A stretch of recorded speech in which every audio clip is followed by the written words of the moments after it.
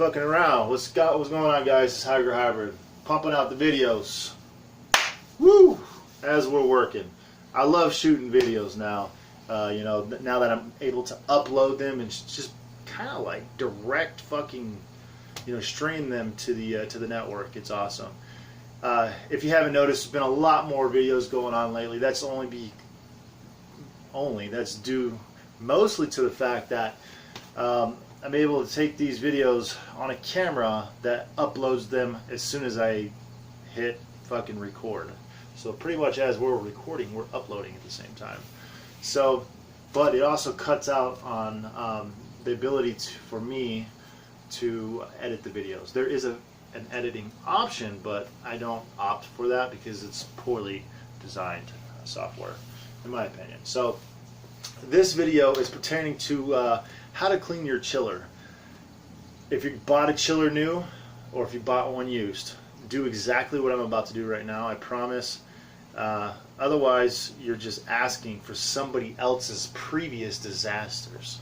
And if it's new, you're just basically flushing all the impurities that are the residuals, I should say, the building residuals that are still within the product itself, or being manufactured through the manufacturing process. So what we got here is a bucket of reverse osmosis water. We have a chiller. This is the chiller I've been talking about for a while. This is the AquaChill 317. It's been sitting here for about a month, so it's about time for me to get my ass moving and clean it out and install it in the room, because I absolutely need this thing. The other chiller, I'm having a lot of issues with it. It's just not able to maintain a 10-degree temperature difference between ambient temperatures and the water temperatures. I want my room to be 80 degrees, so obviously it's having an extremely tough time keeping up with 70-degree water. So I'll have to bump the temperature down in my room. I'll bump the temperature down to about 76. Next thing you know, I got about 67, 68 degree water. So I need a bigger chiller. So here we go. What you're going to want is a pump. Okay. You're done. A 3/4 inch line seems to be, this is an Eco Plus 264 fitted with a 3/4 inch tip. Most everything in the industry seems to be about 3/4 inch standard. So what we're going to do is find out which piece of hose here, just random lengths that I have here. I am actually going to use this one to fill it. So we're going to push it like that. Don't put the H2O2 in the water until everything's connected. You don't want to put your hand inside that shit. It's very nasty. Then you want to connect it to which one's which. I have no idea which one's which on this thing. So in, out. So this is feeding the chiller. This is going to be to feed the chiller, so we're just going to put that on there.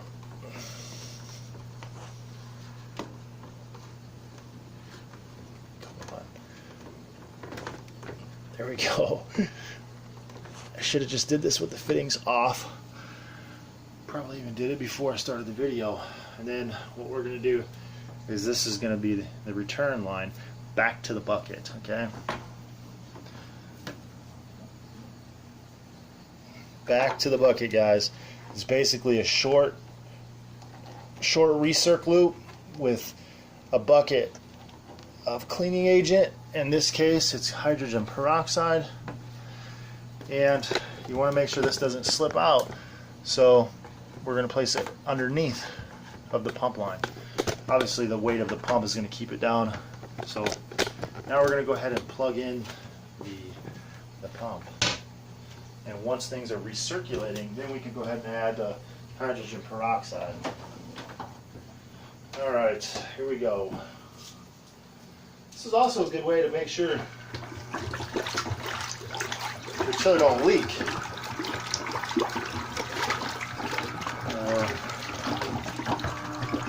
There we go.